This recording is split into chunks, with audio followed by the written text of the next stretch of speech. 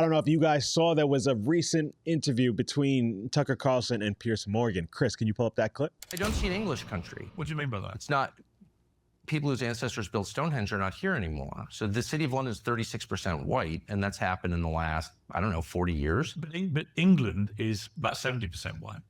England. Yes. Okay. It was 99% in 1945. Okay, so we've evolved. So what?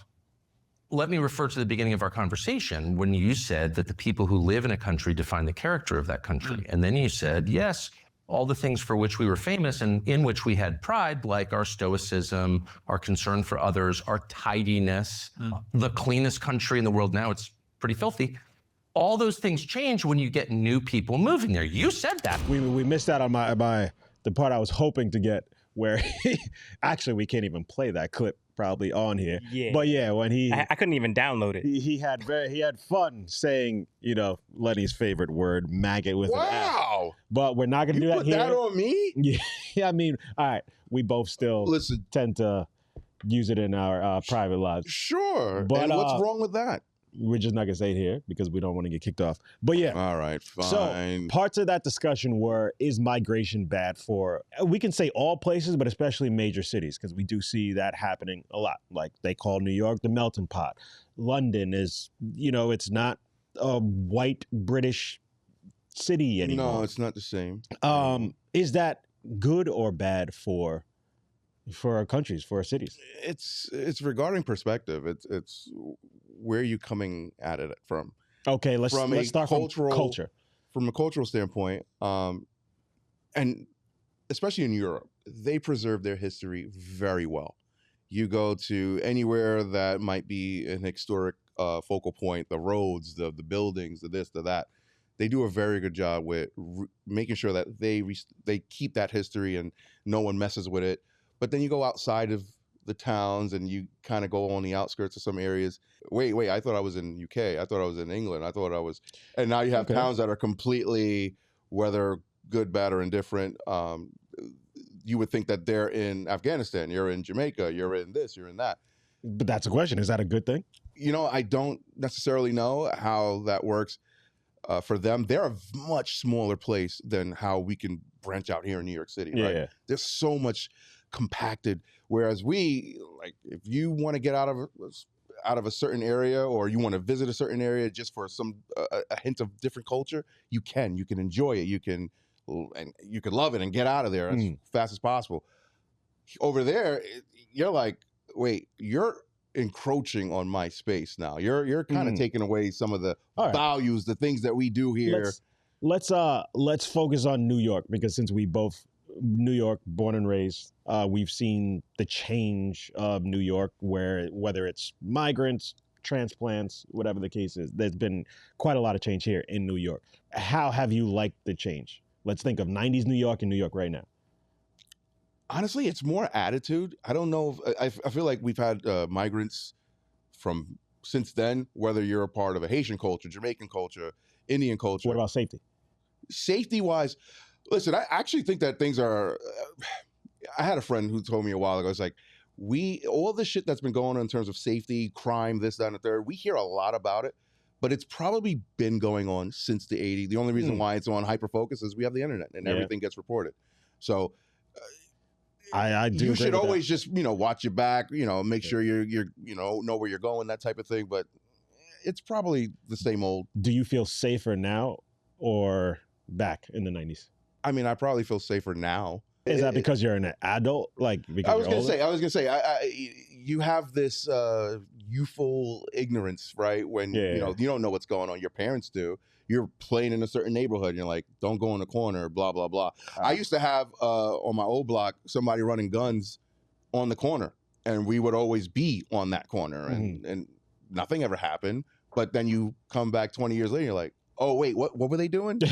How often? What happened? It's all about what you know and what state of mind you're in. So now let's make it a wider discussion. So I feel that New York, because of the multicultural aspect of New York, it's what makes the city so great. And I don't necessarily feel like New York necessarily had culture in the same way that London specifically or British culture? Well, I think Tucker's more Mhm. accounting to is you have people who left wherever they came from. They don't necessarily assimilate, or they don't assimilate at all. And so what happens is you bring your shit culture, and I'm just saying shit culture because Jesus Christ. it's coming from a perspective of what he's trying to say. Okay. You come from your shit culture or area that wasn't doing great.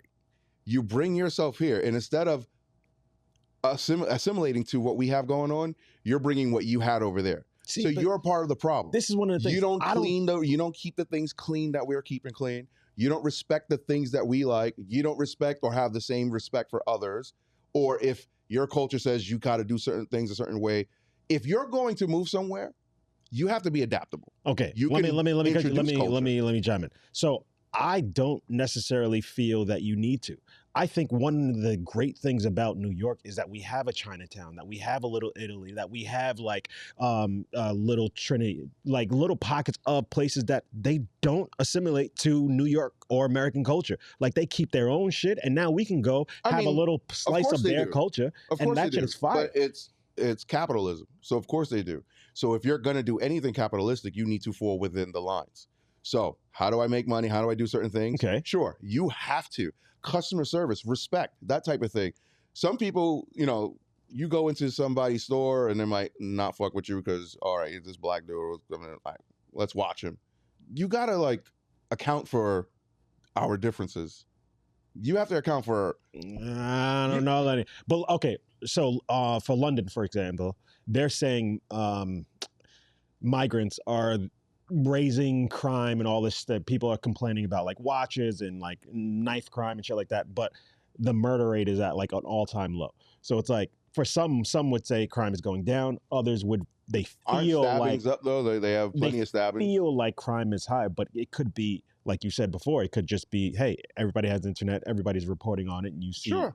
So it's like maybe it's not really up. It just seems like it's up because more people are sharing it. I mean, that's possible, right? But it's like I would say as an outsider that's been to London a few times, it's like, hey, the greatest things about London, they're Indian food.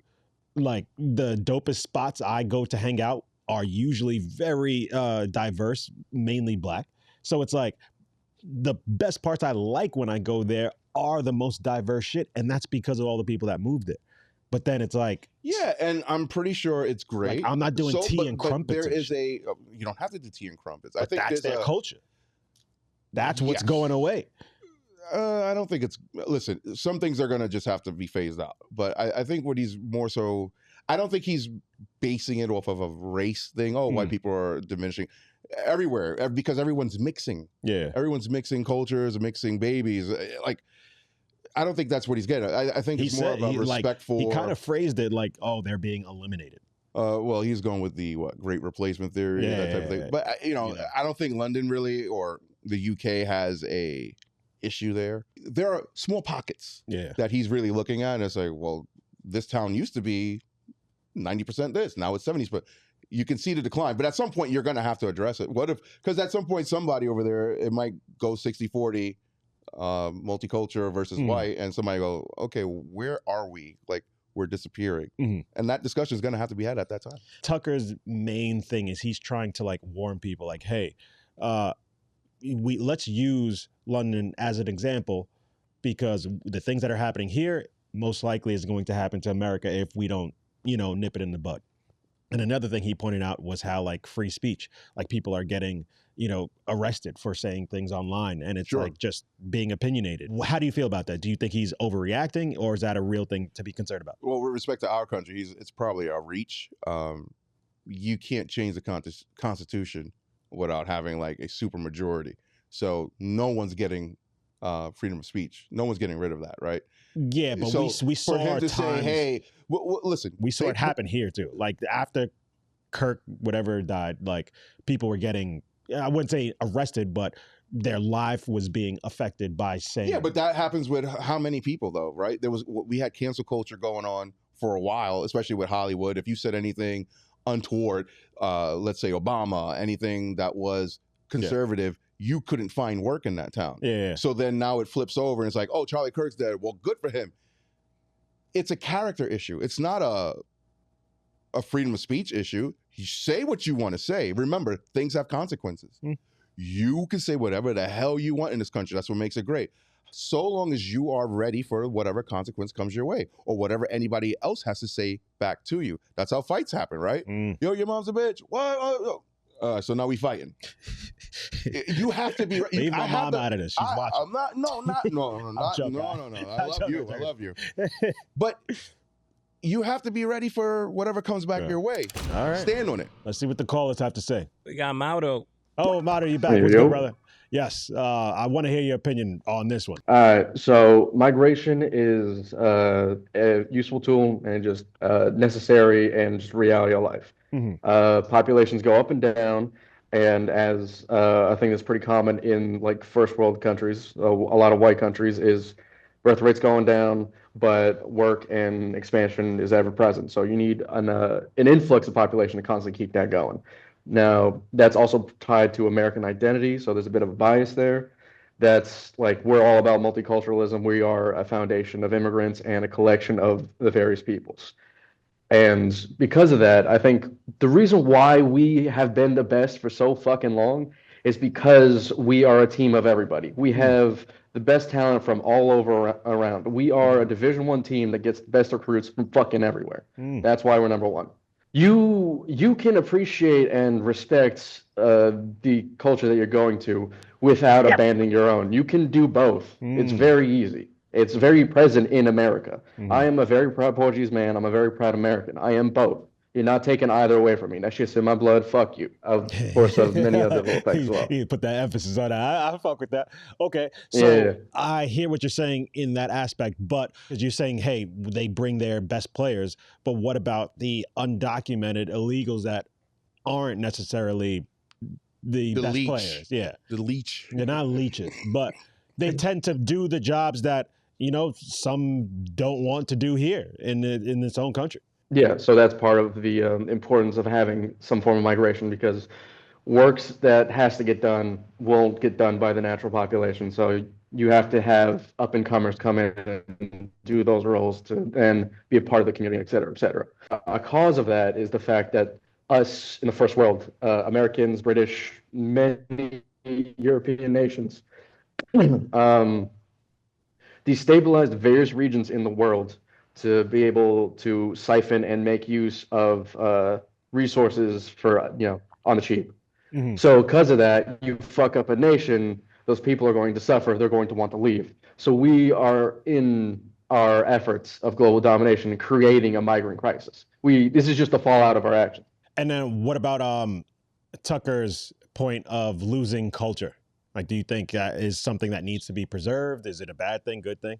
I've had some complaints from like some British folks that I know that feel like they're not allowed to be proud, they're not allowed to be British, they're being censored, like they don't have that free speech thing that we have. And I think that is wrong. I think there was this false equivalency of like raising like a Union Jack or an American flag here can be like offensive or racist of some sort. And I think that's the totally wrong way to go about it. Pride in where you come from, what make you up, is not immediately an attack on someone else. You can be proud of where you're from and still have love for the other person. They are your brother more so, because pride of where you're from and pride of where they're from, you're more akin. You're not enemies. The additions of more cultures helps create this collaboration, invigorates each other's culture. This familiarity on each other makes each other stronger. And you just have to hold on to your own stuff and share it. As long as you don't forget your own stuff, it's fine. It's okay if there's other people there. It makes you better. Ah, that was beautiful. Thank you, man. That very well said. Appreciate you, brother. I'm born and raised in Canada. Son of immigrants. If I talk too much shit about immigration, then I'm an asshole. I'm a hypocrite, right? But there is a difference. Like what Lenny said earlier, you shouldn't assimilate, but you should adjust to the land of the law of the land. Sorry. You should assimilate or you shouldn't? Assimilation means you completely forget where you came from. But adjusting to the law of the land is you keep your culture, you keep your identity, but you follow the rules and laws of the land. There's a reason, like all these people that are migrating from countries, my family included, there's reasons why you left that country to come to let's say England, Canada, America, Australia, wherever.